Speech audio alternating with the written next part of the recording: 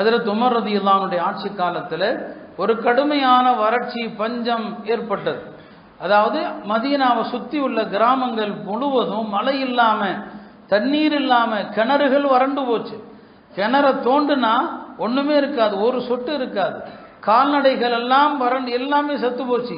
காட்டு விலங்குகள் சிங்கம் புலி எல்லாம் மதீனாவுக்கு வந்துடுச்சு. அவ்வளவு பெரிய வரலாறு காணாத பஞ்சம். எந்த அளவுக்கு பஞ்சத்தில் விலங்குகள் மெலிந்து போச்சுன்னு சொன்னா, ஒரு குடும்பத்தினர் வேற வழி இல்லாம தங்களுடைய வீட்டு ஆட்டை அறுப்பாங்க. ஆட்டை அறுத்தா அந்த ஆட்டிலிருந்து ஒரு சொட்டு ரத்தம் இருக்காது, ஆட்டில் ஈரம் இருக்காது. அவ்வளவு காஞ்சி வறண்டு அந்த இறைச்சி கருப்பு நிறமாக இருந்தது. கடைசியில் அவர் பார்ப்பாரு, இதை போய் எப்படி சாப்பிட்றது, இதை சாப்பிட முடியாது, தூக்கி போட்டுருவார். அந்த அளவுக்கு கடுமையான ஒரு வறட்சி பஞ்சம் ஹஜ்ரத் உமர் ரலியல்லாஹுடைய காலத்தில் ஏற்பட்டது. இந்த நேரத்தில் ஹஜ்ரத் உமர் ரலியல்லாஹு அவர்கள் அவங்க எப்படி நடந்தாங்க, ஒரு சிறந்த ஆட்சியாளராக அவங்களால் முடிந்த அளவுக்கு தன்னுடைய தோழர்கள் எங்கெல்லாம் இருக்கிறாங்களோ ஷாம்ல மிஸ்ர்ல எல்லாருக்கும் கடிதம் போட்டாங்க, மதீனாவுக்கு உணவுகள் அனுப்புங்க, மதீனாவுக்கு உணவுகள் வரும். பல்லாயிரக்கணக்கான மக்கள் மதீனா வந்துட்டாங்க.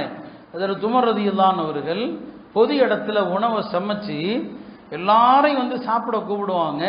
பிறகு கேட்பாங்க, வீடுகளில் பெண்கள் இருக்கிறாங்களான்னு சொல்லி. ஆமா, ஹஜ்ரத் உமர் ரலியல்லாஹு அவர்கள் எல்லா வீட்டுக்கும் தானே போய் உணவுகளை டெலிவரி, அவங்களே போவாங்க, எல்லாத்தையும் உணவுகளை கொடுப்பாங்க. இவ்வளவு பணிவிடை செய்துவிட்டு மக்கள் எல்லாம் இரவில் வீடுகளில் தஞ்சமான பிறகு, சப்தங்கள் எல்லாம் அடங்கிய பிறகு உமர் அல்லாட்ட என்ன துவா செய்வாங்க தெரியுமா? யா அல்லாஹ், இந்த உமருடைய பாவத்தால் இந்த மக்கத்தை பஞ்சத்தால் அழித்து விடாது, உமருடைய குற்றத்தால் இந்த மக்களை அழித்து விடாதுன்னு சொல்லி. அல்லாஹ் அக்பர். இவ்வளவு பெரிய இரையச்சம் உள்ள ஒரு மனிதர், யோசித்து பாருங்க. காலையில மக்களுக்கு பணிவிடை, மக்களுக்கு எல்லா தன்னால் ஆன எல்லாத்தையும் செஞ்சுட்டு ராத்திரி அல்லாட்ட பெருமை அடிக்கல. அல்லாட்ட என்ன சொல்றாரு? என்னுடைய பாவத்தினால தான் இந்த மக்கள் இந்த வறட்சியாலும் பஞ்சத்தாலும் பாதிக்கப்பட்டிருக்கிறாங்கன்னு சொன்னா, அல்லாஹ் என்ன மன்னிச்சிரு, மக்களை தண்டிக்காதுன்னு சொல்லி. அருமையானவர்களே, இப்படித்தான் அதை அணுகுனாங்க. அந்த பஞ்ச காலத்தில் உமர் ரலியல்லாஹு அவர்கள் சுவையான உணவு சாப்பிடுவதே இல்லை அப்படின்னு முடிவெடுத்துட்டாங்க. அப்படி இருந்தாங்க நல்லவர்கள். வந்து முஸ்லிம்கள் எங்கேயாவது கஷ்டப்பட்டா அந்த கஷ்டம் முடிகிற வரைக்கும் சாப்பிடாம நோன்பு வச்சவங்களாம் இருக்கிறாங்க. பிஷ்ருல் ஹாஃபின்னு சொல்றோமே, பிஷ்ருல் ஹாஃபி. ஹாஃபினா என்ன அர்த்தம்? செருப்பணியாதவர்னு அர்த்தம். அவர் பெரிய சூஃபி, பெரிய மகான், கல்யாணம் பண்ணல. அவருடைய சகோதரிகள் எவ்வளவு பேணுதலா இருந்தாங்கன்னா, ஒரு முறை இமாம் அஹமது பின் ஹம்பல் இடத்துல ஒரு பெண்மணி வர்றாங்க, வந்து கேட்குறாங்க, இமாம் அவர்களே, நான் இரவு நேரத்தில் என்னுடைய வீட்டு விளக்கில் நூல் திரித்து கொண்டிருக்கிறேன். நூல் திரிக்கும் போது அந்த விளக்கு அணைஞ்சு போகுது. பிறகு நிலவு வெளிச்சத்தில் நான் நூல் திரிக்கிறேன். நான் மக்களுக்கு இந்த நூலை விற்கிற நேரத்தில் நிலவு வெளிச்சத்தில் திரிச்சது இது, வீட்டில் உள்ள விளக்கு வெளிச்சத்தில் திரிச்சது இது என்று நான் மக்கள்கிட்ட சொல்லணுமான்னு கேட்குறான். அந்த காலத்து மக்களுடைய பேணுதலை பாருங்க.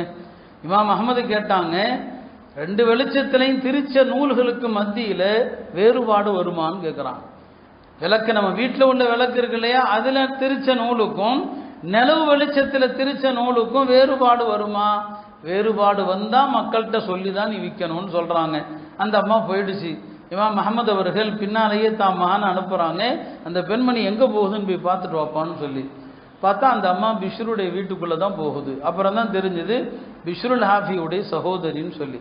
இமாம் அஹமது சொன்னாங்க, நான் அப்படி தான் நினச்சேன், இந்த காலத்தில் இவ்வளவு பேணுதலான ஒரு பெண்ணா, அது பிஷ்ர் வீட்டு பெண்ணாகத்தான் இருக்கணும்னு நினச்சேன். அவங்களுடைய சகோதரி தான். சொல்ல வந்த பிஷ்ருல் ஹாஃபி ரஹமத்துல்லாஹி அலைஹி காலில் செருப்பணியாமே தான் இருந்தாங்க. இப்படியெல்லாம் இருக்கலாமா அது என்பது வேறு விஷயம். அவர் ஏன் செருப்பணியல்ல? இப்படிதான் ஒரு முறை அவருடைய ஒரு செருப்பு அருந்து போனது. செருப்பு தைக்கிற ஒரு இடத்துல போய் இந்த செருப்பை தைச்சு கொடுப்பான்னு சொன்னார். அந்த செருப்பு தைக்கிறவன் ஒரு பாடம் நடத்தினான். பாருங்க, நமக்கு அல்லாஹ் செருப்பை கொடுத்துருக்கிறான், செருப்பை தைக்கிறீங்க, கிழிஞ்சா காசு கொடுத்து தைக்கிறீங்க. ஏழைகளை நினச்சி பாருங்க, எத்தனை ஏழைகள் செருப்பே இல்லாமல் இருக்கிறாங்கன்னு சொல்லி. அவன் யதார்த்தமாக சொன்னான், அவருக்கு மனசில் தச்சிருச்சு. அப்படியானா இனிமேல் நான் செருப்பே அணிய மாட்டேன், இந்த செருப்பு அணியாமல் படுகிற ஏழைகளுடைய கஷ்டத்தை நான் உணர்வேன்னு சொன்னார். கடுமையான குளிர்காலத்தில் பிஷ்ருல் ஹாஃபி மேலே எந்த துணியும் இல்லாமல் இருந்தார். சாதாரண துணியை தவிர எதுவும் இல்லை. ஏங்க இப்படி இருக்கிறீங்கன்னு சொல்லி. இல்லை, இங்கே எத்தனையோ ஏழைகள் இருக்கிறாங்க, அவங்களுக்கெல்லாம் போட்டுக்கிறதுக்கு சட்டை இல்லை, அவங்களுக்கு வாங்கி கொடுக்குற வசதி ஏண்ட இல்லை, குறைஞ்சபட்சம் அவங்க அனுபவிக்கிற குளிரை நான் அனுபவிக்கணும் இல்லையா, அதுக்காக நான் கொஞ்ச நேரம் சட்டையை கழட்டிட்டு குளிரில் உட்கார்ந்துருக்கேன். நாங்கள் அருமையானவர்களே, அவர்கள் எல்லாம் மனசில் ஈரம் இருந்துச்சு, ஏழைகளுடைய கஷ்டத்தை உணர்ந்தாங்க. இன்றைக்கு நாமும் கஸ்ஸாவுடைய அந்த மக்களுடைய வலியை நாம் உணர்ந்தால் நம்ம ருசியாக சாப்பிட மாட்டோம்.